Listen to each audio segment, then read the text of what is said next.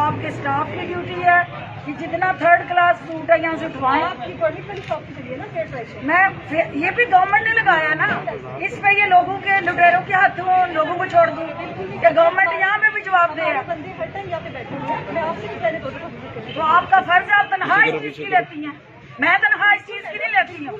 आप लेती हैं कि यहाँ देखें क्या गलत हो रहा है। तो मैडम उसको आराम से बात की जा सकती है। आप तो रश सबके लिए है, आपके लिए आप कोई आसमान से उतरी हुई है? बिल्कुल आसमान से नहीं उतरी हूँ। ये बाकियों के लिए रश नहीं है, आपको ज्यादा जान अजीज है। सबकी जान एक जैसी इम्पोर्टेंट है, आपकी हरकतें ही नहीं है ऐसी वाली। जिस तरह गैरत ने आपको लगाया उससे पूछते हैं, ये तरीका कारी नहीं है तुम्हारा। तुम VIP